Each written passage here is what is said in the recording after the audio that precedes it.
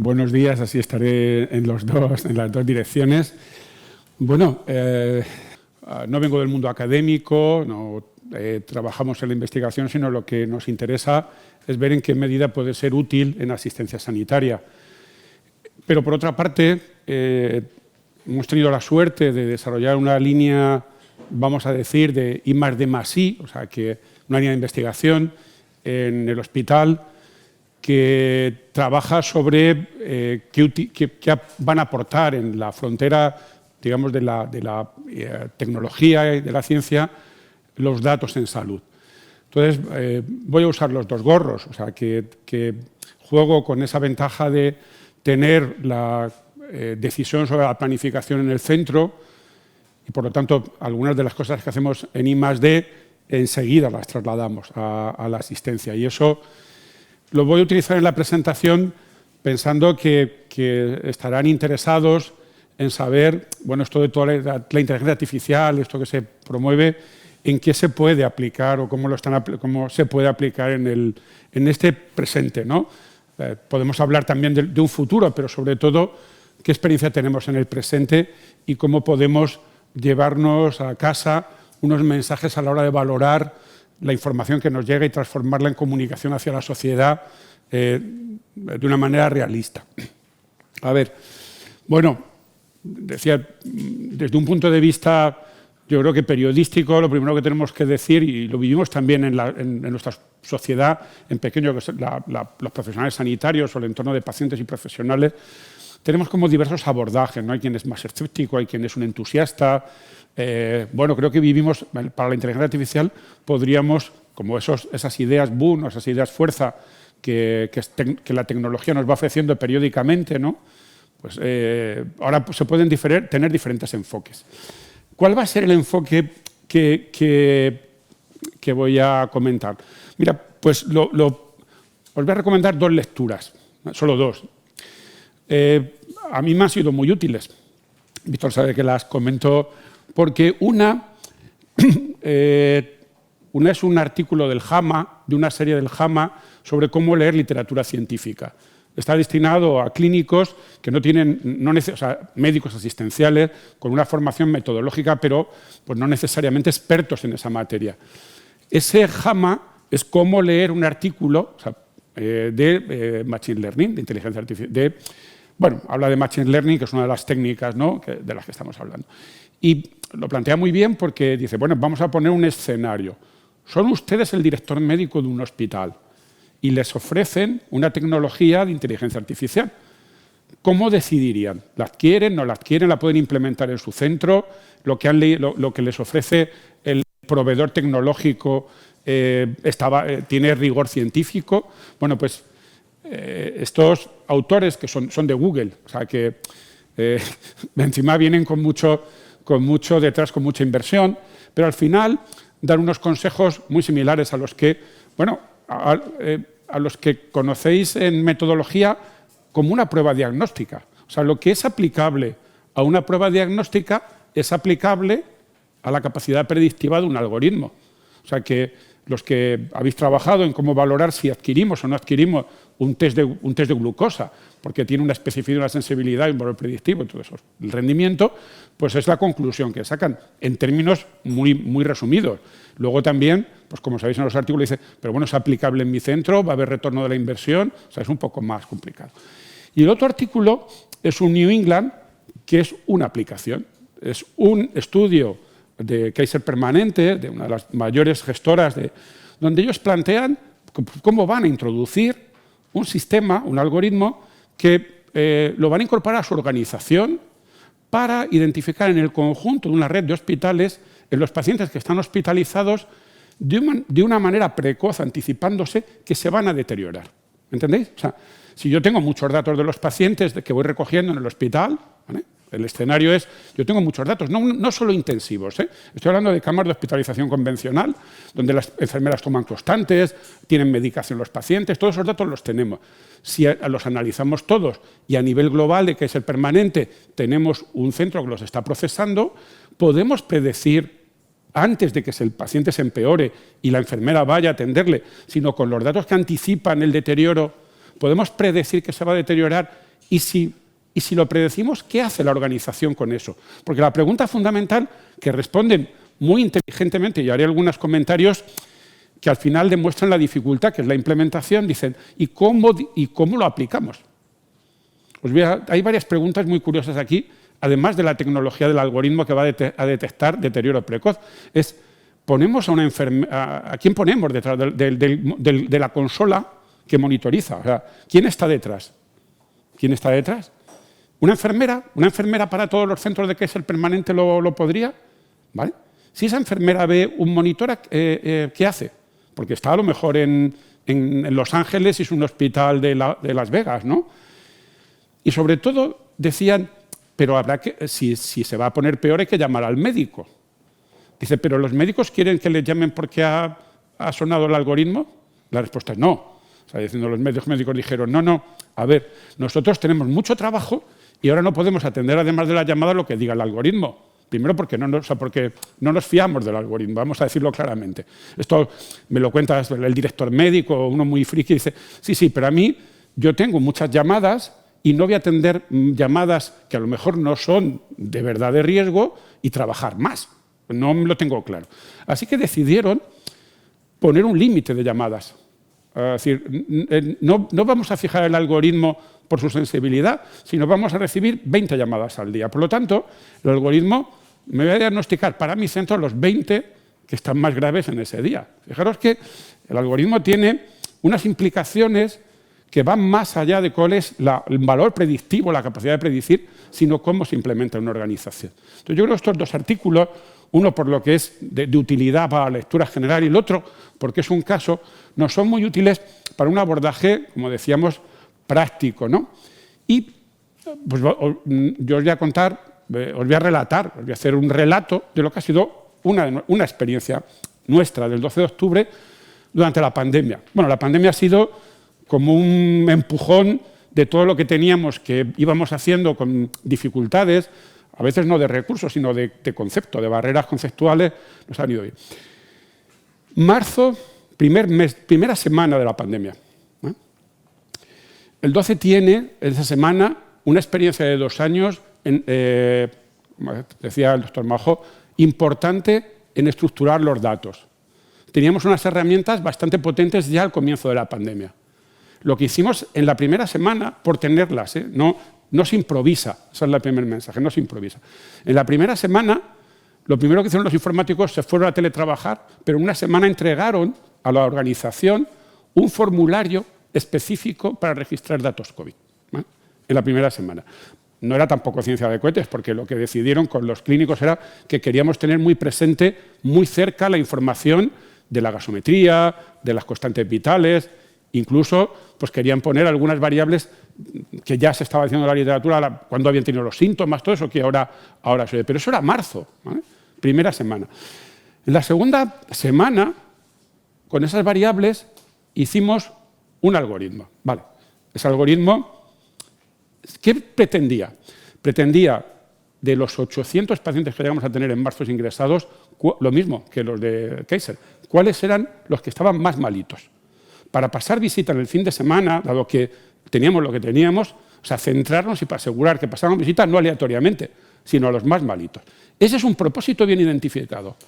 Identificar los que están más malitos. ¿Cuál fue el primer algoritmo que hicimos? ¿Os imagináis? Fue una regla empírica. 4 variables que los clínicos decían que la gasometría, eso es el mismo propósito. 4 variables. Además, las variables fueron cambiando el punto de corte en función de la prevalencia, porque como a los americanos, lo que podíamos ver eran 200 pacientes en el fin de semana. Así que hicimos una variable que iba cambiando el punto de corte, cambió varias veces, no cada semana, pero sí cambió a lo largo de las olas, para que, digamos, le íbamos al jefe de sección de neumología, que fue el creador, y nos iba diciendo, ahora me cambias, me ajustas el punto de corte, porque ahora ya hay menos y podemos incorporar a la visita a más. Esto, ¿por qué lo cuento? Porque a veces en la inteligencia artificial decimos, bueno, ¿esto qué aporta? Pues aporta, como veréis ahora, una ayuda para hacer de una manera más rigurosa, y pensando que no estábamos ya en el entorno de la pandemia, una forma de utilidad que ayuda a la decisión. La razón fundamental de aplicar inteligencia artificial va a ser que nos ayude, por ejemplo, a tomar la decisión de qué pacientes estaban más malos. En septiembre habíamos recopilado un montón de datos, tanto en la historia clínica como los profesionales habían hecho lo que sabéis que hacen, que es registrar grandes CRFs de casos, ¿no? A nivel internacional también se hizo. Y de ahí habían derivado un modelo predictivo basado en técnicas estadísticas convencionales, regresión logística. El modelo predictivo predecía con técnicas que un médico con más formación la puede hacer. O sea, el SPS saca allí, mete todas las variables, predicción de si todas estas variables, riesgo. Bueno, pues publicaron un modelo predictivo, pero ese modelo era un modelo académico, ¿no? O sea, podemos implantar a día de hoy esos modelos de predicción. No son técnicas estadísticas sofisticadas, bueno, hace falta una herramienta de estadística, pero es asequible. O sea, es una técnica convencional, que me la explicaron en la carrera, ¿no? También nos sirve para decir que muchas de las herramientas que estamos hablando de inteligencia artificial ya están. O sea, con un modelo predictivo de regresión logística tenían una capacidad, el artículo decía que tenía una capacidad sobre la predicción con las variables que teníamos de muerte muy elevada. Pero no era un modelo aplicable, o sea, no lo implantamos en ese momento para ver si predecía el deterioro. Y como la tercera pata, y ya entra la inteligencia artificial, y la última parte es que en marzo también estábamos trabajando ya en implantar un modelo que predecía sepsis, ¿vale? No lo habíamos desarrollado en el 12. Y esto también lo habían desarrollado en Son Yasser, en Baleares, en uno de los hospitales de Palma, con un grupo, un spin-off de el Instituto de Ingeniería del Conocimiento, que es un spin-off de la Universidad Autónoma, y habían desarrollado para predecir sepsis, ¿vale? Nosotros lo que hicimos, nada más para decir, oye, la sepsis predecir sepsis se parece a predecir deterioro respiratorio en COVID, sí. Tiene muchos elementos parecidos. Así que inmediatamente empezamos a trabajar con IIC para reentrenar el modelo y, sobre todo, preparar la plataforma que ya teníamos para operar con el algoritmo, porque esa es la diferencia. No es crear un algoritmo académico, sino que pueda tener los datos de la historia clínica y luego predecir. Pues cogimos y en vez de sepsis lo pusimos a entrenar con los datos que ya teníamos después de varios meses para predecir lo mismo, el deterioro respiratorio, el deterioro clínico de un paciente COVID.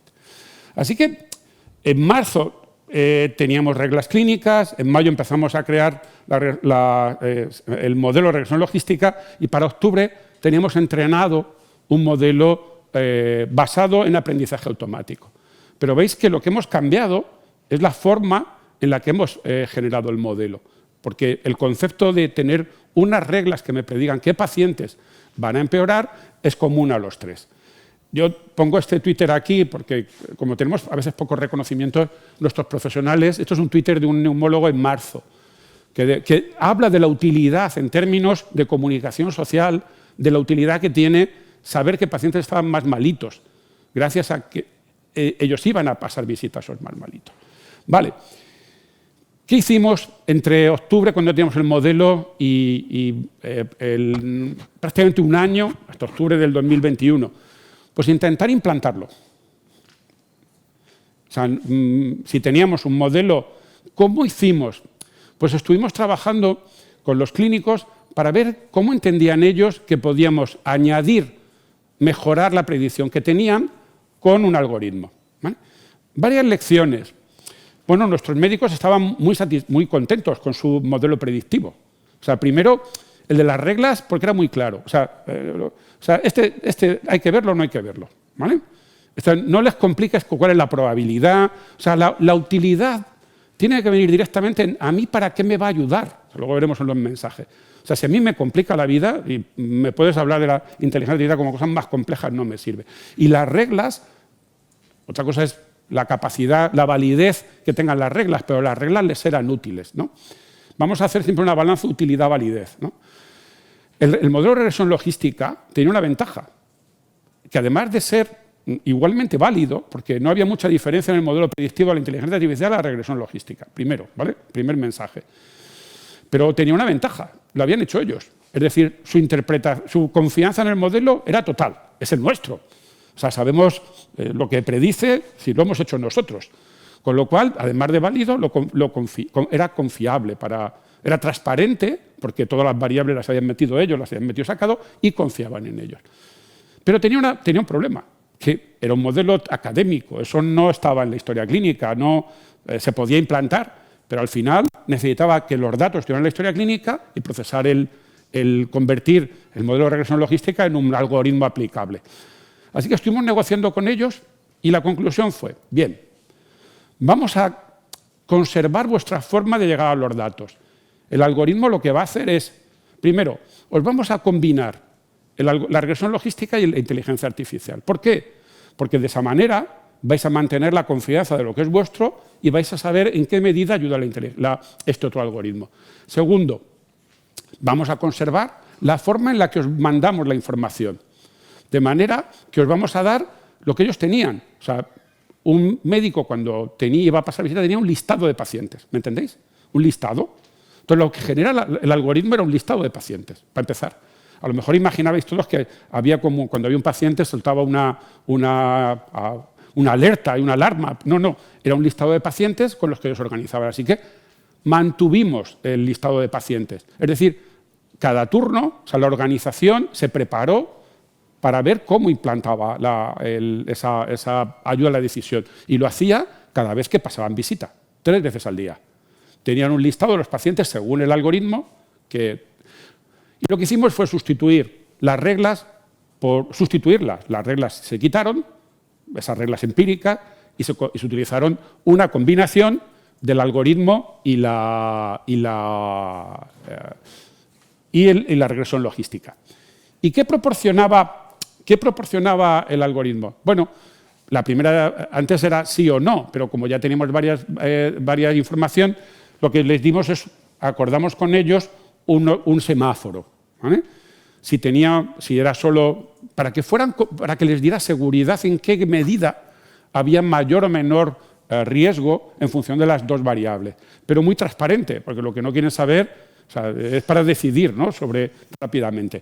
Y por otro lado, cuando el sistema daba rojo, entonces para interpretar, poder acceder, si este es el listado de pacientes, este es un listado de pacientes, es un localizador, ¿vale? Le llama así esta historia clínica, un listado dinámico de pacientes. Pues si yo tenía un paciente que tenía riesgo, poder ir a la matemática que hay detrás, es decir, al que quiera. Puedo decir que no han sido muchos los que... O sea, lo que quieren es una utilidad. Confiar en ella porque es transparente, porque tiene la probabilidad, pero no va a ser la dinámica de trabajo habitual. Quiero que me sea rápido y que vaya esto. Y luego hubo un punto, y lo quiero comentar, muy importante, ¿vale? Pero tenemos un paciente grave. A lo mejor no habría que hacer algo proactivo. ¿No esperar a un listado 3 veces al día? Os pregunto. ¿No habría que a lo mejor alertar o poner una alarma? ¿Vale? La diferencia entre alerta y alarma tiene su aquel, pero yo siempre pregunto la del diccionario, porque también hay estándares de informática de la salud que lo definen, pero coinciden con el diccionario. Lo que hicimos fue la parte más difícil, implantar en la organización cuando les mandábamos una notificación proactiva. No ya tener un listado, sino a las 2 de la madrugada me va a sonar el busca porque hay un paciente con riesgo, porque lo dice el algoritmo. ¿Qué pensáis? ¿Que fue fácil eso? Fue lo más difícil. Lo más difícil. De hecho, para conseguirlo, tuvimos que darle otra vuelta a la ayuda a la decisión. Porque, claro, ellos decían, no es que esté grave. Como habíamos hecho un localizador refinado, era que esté grave y tenga margen terapéutico. Es decir, no hemos llegado al tope, y se puede también, con los datos de la historia clínica, podemos saber que ya tiene todos los tratamientos, tiene el oxígeno al máximo, tiene los medicamentos, con lo cual a ese no me llames, porque aunque vaya, no voy a poder hacer. Y el algoritmo llama y notifica desde noviembre del año pasado cuando el paciente, además de riesgo, entre las otras variables organizativas, no tiene el tocilizumab, todavía tiene margen en la oxigenoterapia, o sea, incluye además del modelo de predicción otras variables. Y desde entonces, y ahí sí que la llamada al busca no pudo tener ninguna regla, porque no encontramos una regla. O sea, esto es una cosa de la realidad de la sanidad. O sea, cómo cambian los buscas por la noche no obedece a ninguna regla. No se puede modelar. Entonces, como no se puede modelar, pues tuvimos que hacerlo llamando a varios. O sea, esta parte Os lo comento porque cuando hablemos de inteligencia artificial e implantación, y volviendo al artículo de los americanos, los mayores problemas es cómo lo incorporamos a nuestras organizaciones. Vale, ¿y esto qué hemos tenido? Bueno, pues ahora mismo, sustituyendo aquellas reglas del principio, pues ahora tenemos que hay 7.000, hasta 7.000 pacientes ante la etiqueta. Es bastante prevalente el riesgo, sobre todo en las primeras olas. Y desde que empezamos, ha habido 150 notificaciones por SMS, o sea, en su teléfono inteligente que hace de busca, ¿no? Y, bueno, pues lo que cuentan de todo modelo que tiene mucha capacidad de predicción, pero eso, digo, no es muy diferente del de regresión logística. ¿Cuáles son, entonces, y un poco enlaza en lo que Fernando decía al principio, pues los mayores retos que vamos a tener abordados, como decía el artículo del JAMA, es, a ver, lo primero, como una prueba diagnóstica, tenemos que ver la validez interna. Este modelo predictivo que hemos entrenado con datos locales del 12, o sea, predice localmente, o sea, nuestra mortalidad. Bueno, con la inteligencia artificial tienes una cosa, que como no muestrea, sino que tiene todo, predice, o sea, siempre predice. Porque siempre acierta con lo que tienes localmente. Metes muchos datos y sale un modelo que predice en tus datos. Pero el problema es, pero en otros datos predice, y es donde estábamos cuando vino la pandemia con la sepsis. En Son Yasser predecía la sepsis, pero no sabíamos si en el 12 predice. El deterioro respiratorio es muy fácil de identificar. Son criterios objetivos, la sepsis no. La sepsis tiene que ver un humano decir, esto es sepsis. Y eso dificulta aún más las cosas.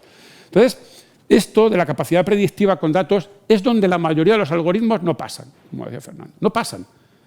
Entonces, el siguiente reto, y todavía no hemos llegado a la implantación, es que a mí me cuenten que un algoritmo está muy bien, pero ha sido probado en otros centros y pienso que después de esa prueba a mí también me va a servir, ¿vale? Y por último, vale, pero como cualquier otra tecnología, es efectivo. O sea, realmente me va a predecir, pero me va a servir a mí para mejorar la mortalidad de los pacientes COVID, ¿me entendéis?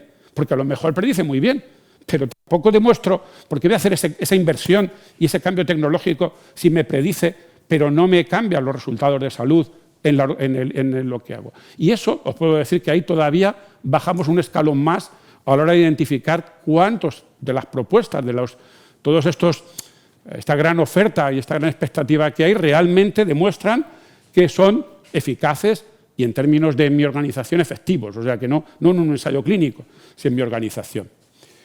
Bueno, esta es una historia de un algoritmo implantado en historia clínica. No hay muchas, os digo decir que de ejercicios primero que intente desarrollarlo, validarlo y luego implantarlo, estamos midiendo, y no quería traerlo aquí, pues estamos midiendo, además de la validez, pues estamos viendo la efectividad, lo cual no es sencillo, porque ya mortalidad es complicado. A ver si tenemos indicadores de proceso, mejora los tiempos de respuesta de los médicos, y eso nos hace pensar que va a tener también resultados en seguridad y en resultados en salud, pero no es sencillo. Y el siguiente paso es, bueno, ¿y cómo incorporamos esta herramienta y otras que van a venir a una organización sanitaria? Pues habrá que hacer planes, una estrategia, un plan. Nosotros en el hospital hemos tenido, antes de la pandemia, como comentaba Víctor, una infraestructura de datos más, además, avanzada, que además de inteligencia artificial proporciona otras salidas. Por ejemplo, estudios de efectividad, de resultados de salud con datos reales. Por ejemplo, para saber si tienes los datos, os voy a decir que periodísticamente os voy a dar varios titulares. No, lo que pasa es que son ya caducos, eran de marzo. No, marzo no, abril, mayo de 2020. Sabíamos, por eso, que los tratamientos que estábamos dando no eran eficaces. Lo sabíamos. Lo estábamos midiendo en tiempo real. Lo mostramos a la agencia, no tardaron muchos meses Pero fíjate, entre tenerlos en tiempo real y lo que publicó la literatura pasaron varios meses en los que le seguimos dando medicamentos que no eran útiles, ¿vale? Y, por ejemplo, y esto sí que es un titular periodístico, pudimos ver en mayo si los pacientes que procedían de residencias de ancianos tenían mayor mortalidad que los que procedían de domicilio ajustados a comorbilidades. En mayo. A ver, esta pregunta tiene trampa, porque lo que no sabíamos es lo que estaba ocurriendo en la población. Si yo no sé si los que no venían al hospital cómo se comportaban, pero de los que venían al hospital, si su mortalidad dentro del hospital, su riesgo de mortalidad, era diferente de venir de domicilio. ¿Qué pensáis? ¿Sí? Ajustado al riesgo. Es decir, sabiendo que eligiendo pacientes de domicilio que tuvieran comorbilidades iguales que las de residencia de ancianos, porque tienen muchas comorbilidades, más que los del domicilio. Es un sesgo. No puedes compararlos sin ajustar los riesgos. No había diferencias de mortalidad. O sea, ¿estamos viendo mayor mortalidad en las residencias? Puede ser. Digo que los datos no lo responden sino lo que ocurrió en el hospital, porque tenemos concentrados riesgos. Pero al menos en el hospital, a los que llegaron al hospital no hubo diferencias de mortalidad. Y eso no fue un paper, una publicación académica, sino fueron datos de Trinetis, o sea, de la plataforma que he visto. Sobre esa plataforma, y sabiendo ahora las posibilidades que da, una de ellas inteligencia artificial, pero también muchos análisis de información, sobre todo destinados a generar conocimiento de lo que ocurre realmente con la atención sanitaria, uno de los planteamientos es cómo incorporamos herramientas de inteligencia artificial dentro de una organización, no en los aspectos académicos o técnicos, sino en la implicación que tiene en el rediseño y la transformación de la asistencia sanitaria. Y por último, como me pidieron que hiciéramos un resumen, os he pensado, he hecho una reflexión sobre mensajes para llevar a casa. ¿Cómo yo abordaría desde el mundo periodístico lo que ahora viene en inteligencia artificial? A ver, lo primero, enfocarlo dentro de lo que es el análisis de datos. O sea, realmente es una forma de analizar datos para tomar decisiones. O sea, tenemos el para qué. Yo ahora mismo cuando escribimos un proyecto o una propuesta y la contamos, el qué, que es cómo lo hacemos y la tecnología, si lo contamos al final o no lo contamos. Pero intentamos contar el para qué. Y no es sencillo. A veces acabamos haciendo un storytelling, contar qué va a hacer la enfermera con eso, ¿no? El para qué. Pues para qué tomas decisiones en salud. Este es para qué sirve la inteligencia, para tomar decisiones.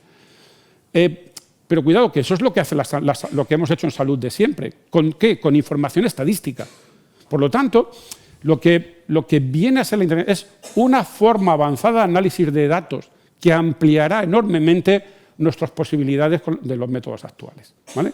Eso es el primer. O sea, un poquito también aterrizar. O sea, esto tampoco ha venido a cambiar. Es muy poderoso, pero ya veníamos trabajando con herramientas de. Eso sí, ¿por qué eso ahora es importante? Porque si antes para hacer un análisis estadístico teníamos que hacer un esfuerzo de recoger datos, es proceso, con unos costes enormes de ir con cuadernos de recogida y ensayos clínicos. Ahora, ¿qué ocurre? Que el sistema sanitario se ha digitalizado. ¿Y eso qué tiene? Que proporciona infinidad de datos. Y con esos datos que además se pueden tener en tiempo real, no hay que esperar el ciclo de investigación, con esos datos que están podemos generar modelos predictivos, modelos que nos ayuden a identificar lo que ahora veremos. Pero lo que es una técnica estadística sobre una gran cantidad de datos que nos proporciona la digitalización. Vale, hasta aquí. Ahora vienen las buenas noticias y luego las malas. Las buenas, que hay tres áreas, como decía Víctor, donde es muy fácil procesar los datos porque hay datos digitales por diseño. Las imágenes son bytes. Por lo tanto, vengan las imágenes. O sea que ahora deberíamos estar introduciendo masivamente inteligencia artificial en imagen. O sea, eso, ¿por qué? Porque es una ayuda, como lo he contado, como ayuda a la decisión, pues me hace a mí ser más ágil concentrándome en las más difíciles. Segundo, el genoma, porque son bytes en una secuencia. O sea que procesar genoma es ya una línea. Y la tercera, como decía Víctor, todo lo que son ahora mismo monitorización que nos proporciona constantes, información digital, ¿vale? Y también la información de laboratorio, o sea, donde hay una máquina procesando datos. Bien, o sea que estas tres ya tendremos que estar. Este va a ser el campo. Cuando tengáis una noticia que trata de esto, la podéis leer diciendo, probablemente esto va a tener desarrollo, porque detrás hay de verdad datos digitales y está claro cómo va a servir la ayuda a la decisión, la ayuda diagnóstica, la ayuda a procesar la información de la secuenciación o la ayuda a poner en una UCI una alerta que no maneja un dato, sino cientos de datos. Pero ¿dónde vienen las malas noticias? Las malas noticias, como decía Víctor, es que la información importante de la salud no son bytes, suele ser un relato, una novela escrita a texto libre. Además, nos dijeron en la facultad que fuéramos muy creativos, que una buena historia era la que era muy bizarra en texto. Bueno, yo llevo 10 años intentando cambiar ese paradigma. Escribe menos y estructura más, porque al final es lo que demuestra que realmente estás cumpliendo, siguiendo un protocolo, una práctica clínica normalizada. Y el procesamiento del lenguaje natural, aunque se va a beneficiar de las técnicas de inteligencia artificial, de momento, hoy, no está preparado para reemplazarnos. Así que cuando alguien nos cuente que ha encontrado la curación del cáncer con PLN, a día de hoy, escepticismo, ¿vale? Va a contribuir, va a enriquecer, como decimos, lo que ya tenemos. Pero ahora mismo no me reemplaza, no me da los datos, ahora mismo el PLN que necesitamos. Con lo cual, lo que decimos es que tenemos un trabajo imperioso en el Sistema Nacional de Salud, pero también a nivel internacional, de poner orden en nuestros registros clínicos. A veces el orden es poner una etiqueta que diga paciente COVID, o sea que tampoco es una cosa que no es rellenar unos formularios inmensos, es saber quién tiene COVID, saber quién viene a una residencia de ancianos, ¿me entendéis? O sea, es crítico saber quién viene, porque si no el análisis que hacían los dos grupos no se puede saber. Y eso si está escrito, olvídate, no sabemos eso. Así que el gran reto es la semántica, o sea, el entender lo que escribimos o anotamos o registramos en las historias clínicas. Y si tenemos eso procesable como condición, sí que es verdad, y yo selecciono 3 de las P's, habla de las muchas P's, pero bueno, las P's que a nosotros, en el entorno actual, vemos que nos va a resultar más útiles para hacer una medicina más personalizada. No solo que identifique si tengo el genoma, sino cuáles son las necesidades o el contexto de un paciente. Y como es complejo que esa información, yo procese toda esa información, dársela procesada a la enfermera o al médico y segmentar y estratificar pacientes. De manera que le dé a cada paciente, pues como hace Amazon, como nosotros como clientes, ¿vale? ¿Entendido? O sea, que podamos orientar formas de trabajar y de actuaciones más adecuadas a cada uno. La segunda es ser proactiva. Un ejemplo de proactividad es el que os he contado. Anticiparme a que un paciente se deteriore. Por ejemplo, en la UCI está claro, pero imaginad en la población, no el que está ingresado. Yo me podía predecir y anticiparme a que un paciente crónico se va a complicar, se va a desestabilizar. Y eso es un ejemplo de proactividad, siempre anticipándome. Porque tengo mi información que si no la proceso, no sé lo que están pasando con los pacientes, con los ciudadanos que estáis. Y sin embargo, si yo proceso los datos que tengo de historia clínica, de la urgencia del laboratorio, a lo mejor me anticipo y cojo y le llamo. Y le digo, venga, que hemos visto que las cosas han empeorado, que hay algo que se ha desestabilizado. Y la tercera, en población. Y es como la otra cara de la moneda de lo personalizado, porque decía que yo en población puedo, por ejemplo, identificar lo que llamamos crónicos complejos. ¿Con qué los identifico? Con datos. Porque ese grupo de población es al que puedo dirigir actuaciones del sistema sanitario más focalizadas, porque son los que más riesgo, los que más coste y los que más necesidad tienen. Pues eso me va a ayudar los datos. Y 4, mensaje. 1, es un requisito, como os he puesto en los ejemplos, que las organizaciones sanitarias se transformen para lograr los resultados esperados de la inteligencia artificial. O sea, esto no va de coger una herramienta tecnológica, te la entregas, la vas a dejar aparcada. Hay muchos ejemplos. Así que nosotros hablamos de utilizarla en el Transforma 12, que es como hemos llamado nuestra estrategia de transformación. Como decía Víctor Majo, no sustituye a los profesionales. Es una herramienta para ayudar a la ayuda de decisión puntual, para tareas muy concretas, en la que el profesional y el paciente, y ahora entro el segundo, porque ¿por qué no las herramientas las diseñamos para una toma de decisiones conjuntas? Para la toma de decisiones de profesional y paciente. Yo estoy esperando algún sistema que ayude a tomar decisiones a los pacientes, porque hay un gap muy importante de llegar la información de salud a la toma de decisión de un paciente. Y probablemente nos haga que convirtamos información estadística o información sobre la incertidumbre más compleja a los pacientes. Y por último, que sean transparentes. Veis que todo el proceso ha sido hacer entender y entender nosotros qué predecía y con qué variables, y que sean socialmente equitativas. Estos para mí son los dos aspectos éticos que realmente me preocupan. ¿Cuál es el problema de protección de datos en las experiencias o confidencialidad? Bueno, primero todas han sido locales en el centro, con lo cual nunca ha habido. Espero que dentro de poco podamos hacerlo porque hay más confianza, pero todo lo que hemos trabajado en el hospital ha sido sin transferencia de datos, porque se puede trabajar sin transferencia de datos.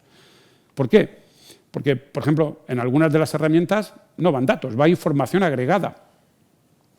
O sea, no hay datos, hay información.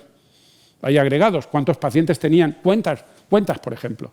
Cuentas complejas, pero cuentas. O son anonimizadas. Con lo cual, los problemas de la confidencialidad, teniendo claro y cumpliendo las normas, por ejemplo, el Reglamento Europeo de Protección de Datos, es un facilitador de todo esto. Así que no es un problema, no es tanto el problema de la protección de datos, sino que trabajemos en la utilidad y lo hagamos con transparencia y perspectiva social.